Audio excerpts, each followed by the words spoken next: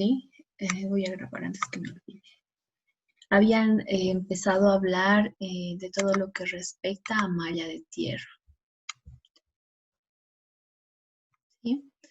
He visto muchas preguntas suyas muy interesantes y me alegra que pues hayan podido compartir eso conmigo, ¿no? Porque así yo puedo básicamente direccionarme hacia donde ustedes quieren llegar, ¿sí? Su compañero, uno de sus compañeros recalcaba el uso de normativa, ¿sí? Y yo le decía que habían dos normativas, la europea y la americana. Cuando nosotros hablamos de la normativa americana, perdón, la europea aplicable a instalaciones de puesta a tierra, hablamos de la norma UNE EN 50522, ¿sí? Y la norma americana, que sería la IEEE 80-200, ¿sí? Como ustedes han podido observar el día de ayer, nosotros tenemos distintas condiciones, las cuales nosotros deseamos lograr con el objetivo de una puesta a tierra, ¿sí? Sin embargo, hay un pequeño detalle que nosotros no hemos definido, por así decirlo. ¿Sí? No hemos definido qué es en realidad una puesta a tierra, ¿ya? Y la puesta a tierra, en definición, es la conexión intencional, franca y directa, entre comillas, sin valor de impedancia, ¿verdad? Porque sabemos que todos los elementos tienen una resistencia. Entonces, por eso les digo entre comillas, sin impedancia o resistencia, entre los puntos o un punto eléctrico y pues la masa terrestre. Recuerden que la masa terrestre tiene una tensión referencial cero. Por lo tanto, tiene las características útiles de una gran capacidad eléctrica y su potencial varía, ¿no? Dependiendo del lugar, de qué tan grandes se le inyecten las corrientes de descarga y demás. Los objetivos principales entonces de esta conexión o esta instalación eléctrica que nosotros vamos a realizar de manera intencional cuando hacemos la puesta a tierra, nos va a ayudar con 3 puntos importantes en la subestación. Primero, garantizar, como dice, la seguridad y protección de las personas. Luego, proteger equipos y las instalaciones. También va a garantizar un camino rápido a las corrientes de efecto sin exceder los límites de operación de la red eléctrica. ¿Sí? ¿Cómo garantiza estos? Descargando a tierra las sobretensiones que se puedan presentar, ¿verdad? Entre ellas está, como aquí menciona, las perturbaciones del sistema, ¿no? Pueden ser perturbaciones tipo descarga atmosférica, como los rayos.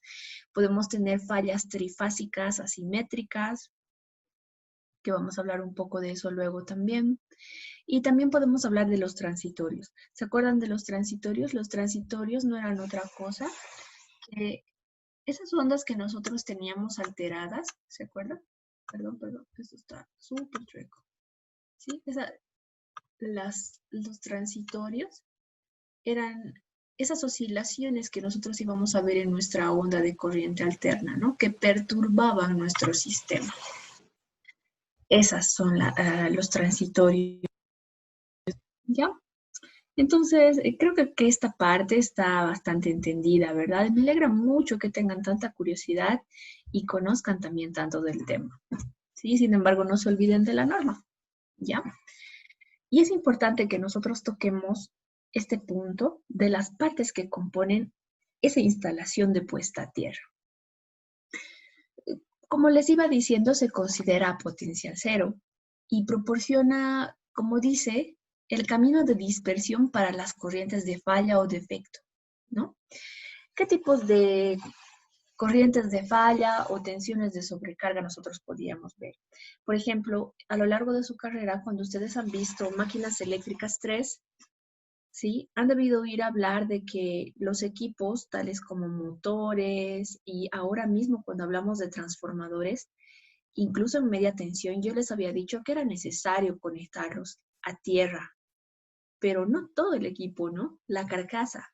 ¿Por qué creen que es necesario conectar la carcasa de nuestros equipos al mallado de tierra en una subestación? ¿Alguien tiene alguna idea tal vez?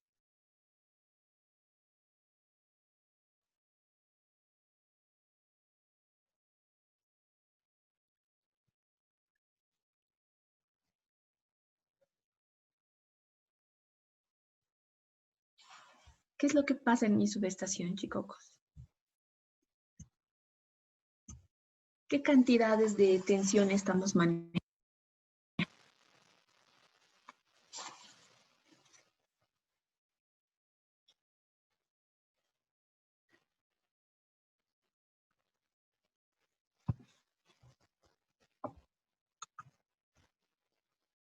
¿Se han dado cuenta o no? A ver, en la subestación nosotros decimos que usualmente a este tipo de equipos o a este tipo de instalaciones llega un sistema trifásico y ese sistema trifásico usualmente suele tener niveles de tensión elevados, ¿verdad? Estamos hablando de que en alta tensión o las tensiones de transmisión tenemos 230 kilovoltampere, perdón, kilovolts. O en su defecto tenemos 115 como en la instalación de la Laguna Lalay. Disculpa, aquí está. Pero también en la, como decía su compañero, ¿no? En la expansión de la nueva red que está en la ampliación, ya se está considerando valores de hasta 500 kilovolts de ingreso a mi subestación. Y recuerden, pues, que cuando yo tengo conductores, ¿sí? ¿Qué pasa alrededor de mis conductores? ¿Se acuerdan? Que por todo conductor que es atravesado por una cantidad de corriente, y estamos hablando de corrientes elevadas, ¿no? Estamos hablando de megaamperes. Entonces, por cada conductor que es atravesado por una cantidad de corriente, va a generarse a su alrededor un campo magnético, ¿verdad? ¿Sí? Y chicos, ese campo magnético, ustedes saben que está en movimiento porque la corriente que viene es alterna. Por lo tanto, lo que está sucediendo es que nosotros estamos observando los mismos principios de funcionamiento que el transformador. Y las carcasas de nuestros equipos, evidentemente, al ser las corrientes y las tensiones tan elevadas, ese campo magnético es bastante potente, ¿sí? Entonces, va a abarcar un gran radio y es muy probable que vaya a interactuar con la parte metálica de mis equipos. Por ejemplo, aquí yo les decía que tengo la carcasa de mi transformador. Sabemos que la carcasa de los equipos no tiene que tener energía eléctrica, pero si nos ponemos a pensar en alta tensión, si yo tengo un campo magnético alterno y tengo aquí un conductor cerrado que me está generando un camino, lo más probable que vaya a suceder en la subestación va a ser que las carcasas de estos mis equipos también se van a energizar con una cantidad de corriente, ¿sí? Está funcionando literalmente como si fuera un transformador. Y no solo eso, sino también que todos los equipos de metal, ¿no? Por ejemplo, las estructuras metálicas que nosotros podemos encontrar debajo de estos, ¿sí? Esas instalaciones que nosotros habíamos revisado, ¿ya? Entonces, nosotros vamos a ver esto. ¿Mm? Y ustedes saben que no es nada seguro, ¿no? Tener contacto con este tipo de instalaciones y por lo tanto vamos a necesitar un servicio de puesta a tierra para que la tierra pueda absorber esta disipación de energía residual que yo encuentro debido a la interacción del campo magnético con la carcasa de mis equipos, ¿sí? Chicos, si bien es muy importante que nosotros vayamos a aterrar todos nuestros equipos, este aterramiento, si ustedes se fijan, ¿sí? Vamos a tener dos aterramientos en la subestación, ¿ya? Muy diferentes. Este de las carcasas va a ser muy diferente al mallado, no va a ser el mismo, ¿sí? Es por eso que vamos a ir a subdividir nosotros en clases de puesta a tierra. Sin embargo, necesito que estén al tanto. ¿Ya? Ok, entonces vamos a continuar. Como les decía, para cada situación que nosotros vayamos a requerir, o para cada clase de protección de puesta a tierra, vamos a necesitar algún tipo de elemento especial. Por ejemplo, entre las partes que la componen habíamos dicho que era la tierra, podíamos tener electrodos, ¿sí? Pueden ser de cobre, aluminio, acero. Generalmente la mayoría de los electrodos, chicos, son de cobre, perdón, ¿sí? Por la normativa y la gran capacidad de transmisión de corriente que estos presentan, ¿no? Por ejemplo, aquí ustedes pueden ver las varillas, ¿no? Estas varillas son pequeñas de instalación domiciliaria. Sin embargo, o picas llamadas también. Sin embargo, para las subestaciones les cuento que estas barritas llegan a tener aproximadamente mínimo 3 metros. ¿Sí? Se hacen pedidos especiales de tiendas internacionales. ¿Ya? En algunos casos, también como para alta tensión, van a llegar a usar este tipo de placas. Este tipo de placas van a llegar a soldarse. Pues hay dos métodos de unión, ¿no? Porque recuerden que nosotros no podemos hacer empalmes en un sistema de puesta a tierra. Por lo tanto, vamos a empezar a hablar de que los puntos de unión se van a realizar con soldadura de tipo exotérmica, ¿ya? ¿Cuál es nuestro fin? Nuestro fin al soldar es evitar lo que son los puntos calientes. Recuerden que cuando nosotros empalmamos es como si estuviéramos creando un grosor diferente de conductor, ¿sí? Lo cual me va a producir más calentamiento usualmente en esas partes. Quizá ustedes ya por su experiencia en las instalaciones que han ido realizando han podido ir verificando este efecto, ¿sí? Es por eso que en mallado de puesta a tierra no se usa el empalme, ¿no? Además que es inseguro, ¿ya? Manejamos esta soldadura exotérmica con ese fin específico. Otra cosa que les quería destacar también es que estos elementos, según su forma, ¿sí? Presentan una cantidad de tiempo de vida. Por ejemplo, las barras, por más de que tengan 3 metros de puesta a tierra, dependiendo de la marca, pueden tener o muestra, ¿no? El vendedor les da una garantía de entre 1 año de servicio a 10 años, ¿ya? También se utilizan estos conductores, chicos, o cables, ¿no? Para realizar todo lo que es el mallado, la estructura. Usualmente, chicos, este calibre de conductor es el 4.0, ¿ya? Es un conductor bastante grueso. Les voy a pasar una tabla para que ustedes puedan ver más adelante. No sé si entonces tuvieran, chicos, alguna duda hasta aquí. ¿Sí?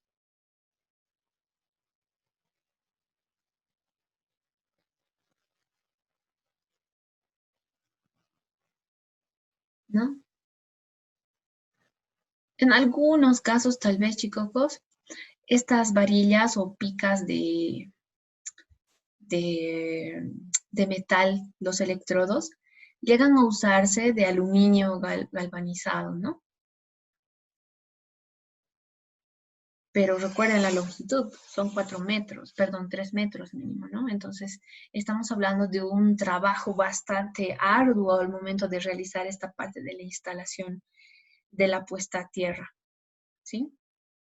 Y como les decía, como ustedes pueden ver acá, entonces para nosotros realizar esa primera puesta a tierra o este sistema de mallado, vamos a tener que cavar. Y usualmente se cava toda la distancia a la que va a estar enterrado el conductor y a veces en el campo se suele contratar a personas jóvenes, ¿no? Bastante jóvenes para que realicen el trabajo. Porque recuerden que estas personas jóvenes, ¿sí? Estamos hablando de personas entre 15 a 18 años, ¿sí? Se suele hacer eso porque recuerden que ellos son bastante delgados. Evidentemente en estas zanjas nosotros también vamos a llenar posteriormente y ayudarnos de lo que son preparados, ¿no? Para que la corriente se pueda disipar con mayor facilidad. Estamos hablando de que hace mucho tiempo se usaba carbón, ¿no? Pero yo les comentaba que no era el carbón de tipo madera, ¿no? Era un carbón mineral. Sí, es exclusivo. Y también se usaba en algunos casos, les cuento, lo que es la viruta de la madera, ¿sí? Pero se han empezado a dejar de usar estos métodos antiguos, ¿sí? A pesar de ser efectivos, debido a que también tienen un gran impacto corrosivo con lo que es el cobre, ¿ya? Y como ustedes pueden ver, también tenemos distintos tipos de disposición geométrica según el tipo de puesta a tierra que nosotros deseamos realizar.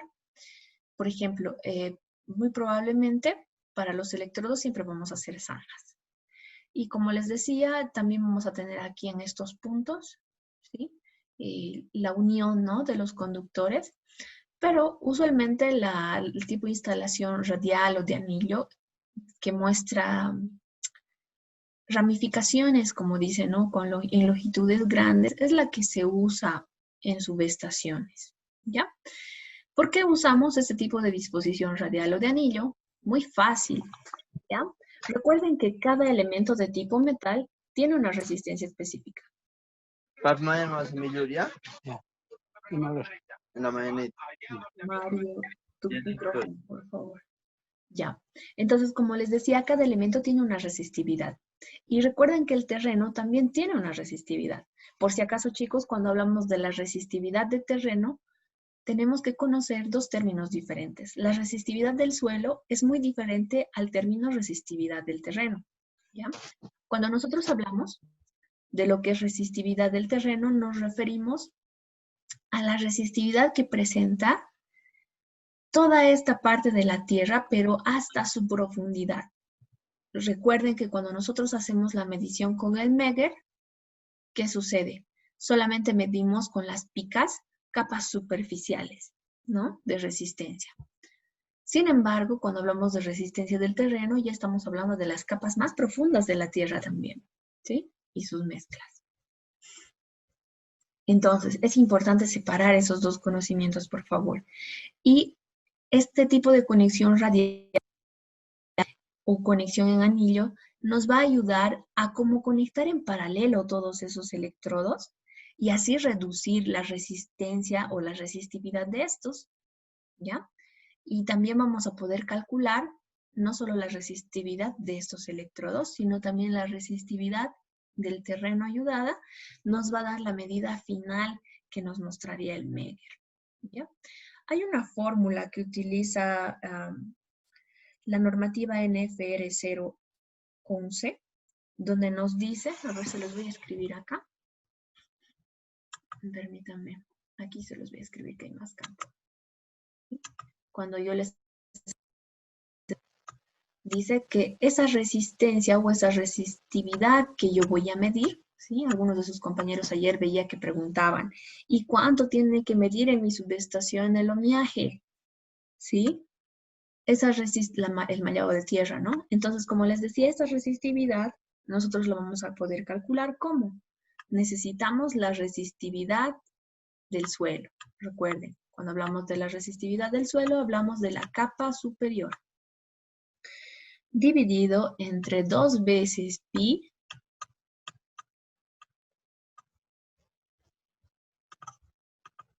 multiplicado por la longitud de mi jabalina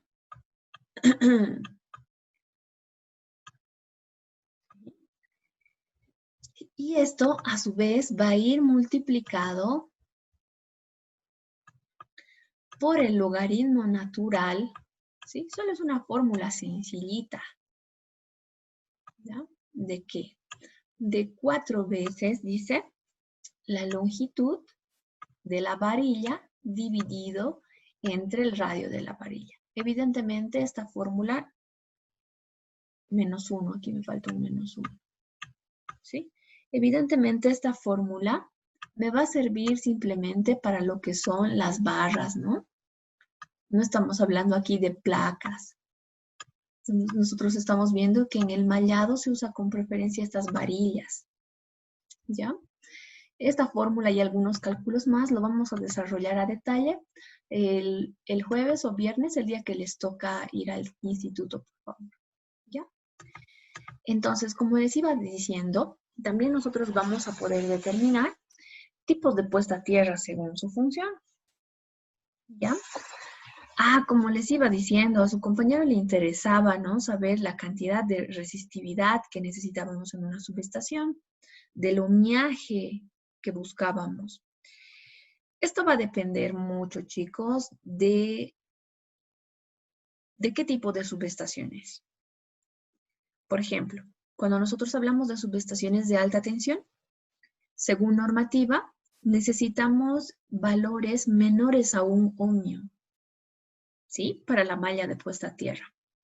Sin embargo, cuando nosotros estamos hablando de subestaciones de media tensión, eso más o menos hasta unos 69 kilovoltios, hablamos que lo óptimo sería entre 1 a 4 ohmios, ¿sí? Y normativa incluso nos da valores para descargas atmosféricas. Recuerden que este tipo de servicios nos va a ayudar a realizar esas descargas atmosféricas. Entonces, según esta normativa estadounidense, la IEEE, hablamos de 10 ohmios, ¿no? Para descargas atmosféricas. Recuerden que entre norma y norma, a veces suelen haber variaciones o pequeñas variaciones entre estas cifras. Por ejemplo, en la norma UNE nos dice para descargas atmosféricas, sería lo óptimo 25, ¿no? 20. Y la norma, como les decía, triple son 10 ohmios. Y si se dan cuenta, cuando nosotros hablamos de redes de media tensión, yo les decía que aquí en Bolivia se manejaban solo 20 ohmios. Entonces, los ingenieros que han hecho este diseño se han basado en la norma UNE, ¿sí? Aquí en Bolivia, como les decía, diseñista, vamos a tomar la preferencia por ese tipo de datos. Sin embargo, deben revisar normativas, ¿no? Para poder guiarse mejor y sacar una conclusión mejor. Otra de las cosas, como les iba diciendo, eran las clases de puesta a tierra. Por ejemplo, hay conexiones de puesta a tierra de tipo protección, ¿ya? En este caso, estamos hablando de la conexión de todas las partes metálicas a tierra, ¿sí? Del ejemplo que les había dado. ¿Cuál es el objetivo principal? La seguridad personal, debido a que existe la posibilidad de que ciertas partes de la instalación que no estén en el circuito de trabajo, no están dentro de nuestro circuito eléctrico de trabajo, puedan adquirir una diferencia de potencial, ¿sí? Es por eso que nosotros vamos a descargar, les había comentado, debido a fallas en el aislamiento, ¿sí? O esas corrientes parásitas que van apareciendo debido a al gran campo magnético que nosotros tenemos en subestaciones, ¿verdad? O también aparecen por contactos accidentales con elementos energizados. Ustedes saben que no estamos exentos de estos riesgos. Entonces, a fin de evitar todo esto, es muy importante la conexión de la puesta a tierra de estos elementos de la subestación, ¿ya? ¿Y por qué usamos una malla, pero entonces? ¿Sí? Como les decía, a este tipo de estructura o a ese tipo de malla van a ir conectados las cubas de transformadores, las carcasas de las máquinas, bobinas de transformadores de medida también, ¿sí? Uno de los bornes, ¿no? En especial, como les decía, los de baja tensión usualmente. Pero nosotros realizamos este mallado debido a que, si bien una barra es un buen conductor y disipador, ¿sí? Va a disipar poca cantidad de corriente o energía. Nosotros realizamos este mallado debido a que, pues, vamos a incrementar esa capacidad de disipación del sistema, ¿sí? En lo que es la puesta a tierra. También nosotros vamos a necesitar una puesta a tierra para lo que hace referencia al servicio, ¿sí? La necesidad de establecer esta conexión a tierra en puntos que forman parte del circuito eléctrico, estos sí están conectados al circuito eléctrico, ¿sí? ¿Cuáles son sus objetivos? Garantizar el funcionamiento correcto del sistema. Entonces, en este tipo de instalación, vamos a incluir los neutros de los transformadores. Vamos a incluir los generadores y algunos equipos que también lo precisen. Los circuitos de control y de protección de los transformadores de corriente y potencial no quedan exentos. Aquí también se aterran los pararrayos y los hilos de guarda. Entonces, estamos hablando en este caso del mallado exclusivamente, ¿sí?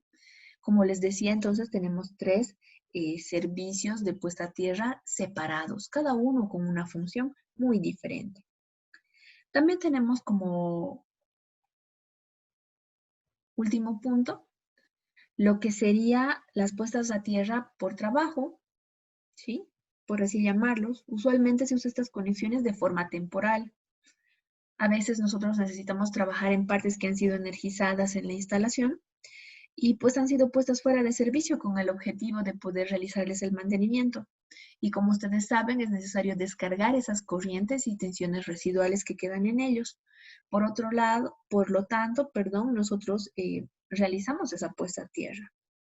¿Sí? No sé si tienen entonces, chicos, hasta aquí alguna pregunta. Recuerden que tengo 3 tipos diferentes, con 3 funciones diferentes de puesta a tierra en subestación. La primera, para protección, la segunda, para servicio, y la tercera, por trabajo. ¿Sí? No sé si tienen, chicos, alguna duda o quieran que se les haga alguna aclaración hasta aquí.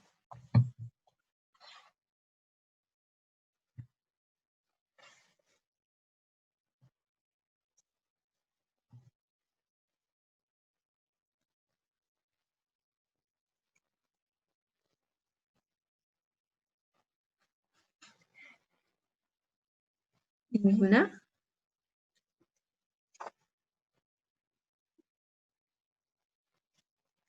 Perfecto. Sí, estoy tratando, como ustedes se han podido dar cuenta, de ir respondiendo todas las preguntas y curiosidades que ustedes tenían el día de ayer. ¿Ya? Entonces, si me olvido de algo, me hacen recuerdo. Tenemos que tomar también en cuenta, para diseñar esta malla de tierra, 3 conceptos esenciales. ¿Sí? La tensión de paso, en realidad, ¿quién va a determinar la resistencia de la malla de tierra específicamente requerida en la subestación? Van a ser estos 3 valores. La tensión de paso, o EP, que le vamos a llamar, ¿sí? La tensión de contacto, o S, y la tensión de transferencia, ET. Recuerden que cuando nosotros vamos caminando, yo les decía, les preguntaba hace tiempo, ¿no? Ahorita vamos a hablar del diseño. Les comentaba que hace tiempo nosotros podíamos hablar, aquí ustedes pueden ver cómo es la disipación de tensión del electrodo que va de manera vertical, ¿no? Por lo tanto, si nosotros tenemos más electrodos, vamos a tener una disipación de los electrodos todos juntos de esta manera, ¿sí? Va a ser más grandes las ondas. Aquí está. Les decía que hace mucho tiempo que las tensiones de paso o contacto eran valores específicos que manejaba la normativa. ¿Ya? Esto está en la normativa de la IEEE/80, donde ustedes van a poder verificar, ¿sí? Que en caso de producirse una intensidad, ¿sí? Por falta de apoyo, como ustedes pueden ver, ¿sí? ¿Qué es lo que sucede? Mientras más distancia haya entre los 2 puntos de contacto, nosotros vamos a funcionar, por así decirlo, como un conductor y por lo tanto vamos a ser más propensos a lo que sería una descarga eléctrica. Es por eso que en subestaciones, el personal, todo el personal ahí, ¿sí? Al estar caminando sobre el mallado de tierra que va a disipar tensiones tan altas, siempre procura usar unos zapatos especiales. Si bien son dieléctricos, tienen una capacidad y responden a una normativa específica en su construcción, ¿sí? No podemos usar los mismos equipos de protección personal que usamos para una instalación domiciliaria para trabajar en una subestación. Sería un error muy grande, ¿sí? Es por eso que yo les decía que si bien nosotros podemos caminar dentro de la subestación, tenemos que tener en cuenta ciertos protocolos. Vamos a hablar de los protocolos el día de mañana. Y recuerden que las tensiones de contacto serían esas tensiones que van a ir a energizar, ¿no? Esas estructuras de tipo hormigón que elevan nuestras estructuras. Sin embargo, recuerden también que estas estructuras de tipo hormigón van a responder en algunos casos a una instalación o van a responder como una instalación de puesta a tierra, ¿sí? Pero son denominados de tipo electrodo natural. Entonces, quizá nosotros podemos aterrar las carcasas de nuestros elementos a este tipo de electrodos. No es lo correcto, pero en algunas ocasiones se hace, ¿sí? eso ya van a ir viendo, como les digo, también a medida que ustedes vayan trabajando más adelante, van a observar. Como ustedes pueden ver, el objetivo de la profundidad de las barras es que éstas puedan disipar lo más que se pueda la corriente en la superficie más profunda del subsuelo, ¿ya? Y no así tanto en la parte superior, ¿sí? Es uno de los objetivos. Entonces no se olviden esas tensiones de contacto, ¿no ven? Nosotros hablábamos de por qué los pajaritos no se electrocutaban en la línea. Sus patitas estaban juntas, les decía. Como ustedes pueden ver, el cuerpo humano, ya conocen estas fórmulas, reacciona como una resistencia, ¿no? Entonces también vamos a hablar de esas tensiones de contacto. Como les decía, que existe una diferencia de potencial entre los pies de la persona y cualquier objeto metálico que lo vaya a tocar, ¿sí? Por lo tanto, perdón.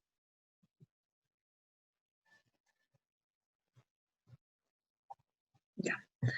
Por lo tanto, como les decía, durante la circulación de corrientes a tierra, ¿sí?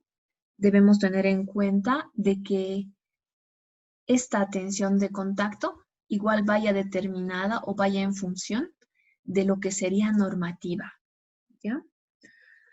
Y pues existe una tensión máxima de contacto admisible, ¿no? Recuerden que nosotros no podemos eliminar por completo la cantidad de corriente que va a atravesar nuestros equipos o la carcasa de nuestros equipos debido a ese campo magnético.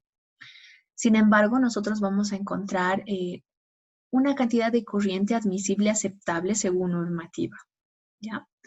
Recuerden que, ¿por qué nos estamos basando en estos valores? Pues porque nosotros no podemos determinar la resistividad de la tierra en el lugar donde estemos trabajando. Por lo tanto, nos vamos a basar en los valores de normativa y nos vamos a tratar de aproximar lo más posible y económicamente a ellos. ¿Ok? Por ejemplo, aquí ustedes pueden ver, chicos, cuando tienen un electrodo conectado, ¿sí? La tensión de paso, como observarán, eh, se puede seguir dando, sin embargo, ¿sí? Ya no disipa de forma muy predominante en la persona, ¿verdad? Y también nosotros necesitamos limitar esa tensión de contacto, como les decía. Entonces, ese es el objetivo de nuestra malla tierra, no solo de proteger, ¿no? A lo que es, o de mejorar la calidad de mi instalación. Y en este caso, cuando nosotros hablábamos de lo que es la tensión de transferencia, como les decía, era un caso especial de la tensión de contacto, donde una tensión es transferida hacia el interior desde un punto externo o remoto hacia la parte externa de la subestación. ¿Ya? En este caso, podemos hablar, ¿no? De que aquí el señor está saliendo de la subestación y al estar su pie energizado puede salir a otra parte de la subestación. Entonces, es muy importante también seguir algún protocolo al momento de ingresar a la subestación. Les había comentado, ¿sí? No sé si tienen, chicos, hasta aquí entonces alguna duda o quieren que les aclare algo más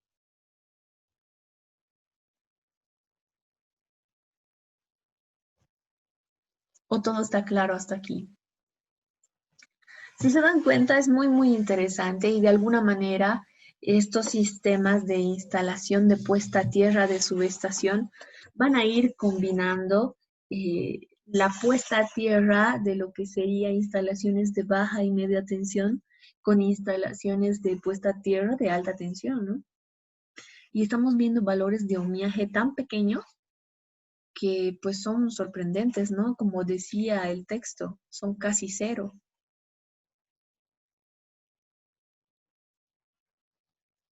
No sé si he respondido a todas las preguntas que me han hecho hasta ayer. He tomado en cuenta algunas, o tal vez me he olvidado de alguna, chicos, si están ahí.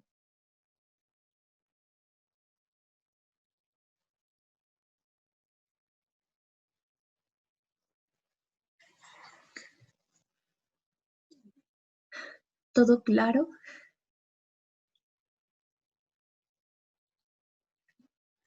Parece que sí. Bien, otra cosa destacable que me gustaría a mí que pudieran entender y necesitan comprender, pues es esta parte del procedimiento que se sigue para un diseño de puesta a tierra, ¿sí? Hay valores que yo necesito para poder calcular ese sistema de puesta a tierra. Y como nosotros ya habíamos mencionado, ¿sí? Antes, no es diferente para el caso de la puesta a tierra. Necesitamos la corriente de cortocircuito de todo el sistema eléctrico que vamos a instalar o también llamado corriente de falla, ¿sí? Pero también vamos a necesitar esa resistencia del suelo de la cual habíamos hablado, ¿no? Y también necesitamos la resistencia del terreno. Recuerden que son dos valores diferentes. Necesitamos saber el nivel de tensión que va a llevar mis conductores y que va a transmitir mi subestación. Y también necesitamos la tensión máxima de falla. Chicos, esa tensión máxima de falla es muy, muy interesante, ¿ya? Se calcula para una cantidad determinada de ciclos. ¿Se acuerdan qué es un ciclo? Básicamente, un ciclo era el tiempo que tardaba en dibujarse esta mi onda en corriente alterna, ¿verdad? ¿Sí? Este es un ciclo. Ha tardado un ciclo, ¿ya? Y según yo me acuerdo, esto se puede medir en segundos. Y medía 0,02 segundos en dibujarse esta onda. Pero la corriente máxima a la cual debe cortar o deben cortar los equipos si es que hubiera una falla, tiene que durar o tiene que medirse en un rango de 4 ciclos. O sea, que si mi sistema está funcionando mal, ¿sí? Mi sistema tiene que responder rápido. ¿Cuánto va a tardar? Según sus cálculos, ¿cuánto tarda? Habíamos dicho que no va a tener que demorar más de 4 ciclos. Por lo tanto, ¿sí? Si cada ciclo tiene 0,02 milisegundos, estamos hablando de 0,08 milisegundos, ¿no? Menos de un segundo, ¿sí? Entonces tienen que actuar con esa velocidad todos los elementos de protección y control que nosotros vamos a manejar en la subestación, debido a su importancia y demás, ¿verdad? No sé si ha quedado claro esta parte, chicos, de lo que necesitamos para poder diseñar.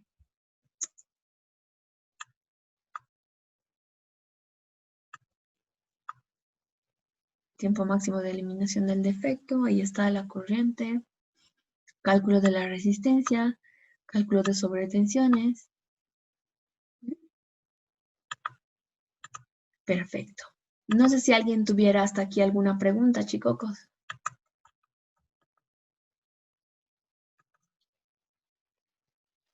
Aquí tienen un valor de contacto aplicado admisible según norma.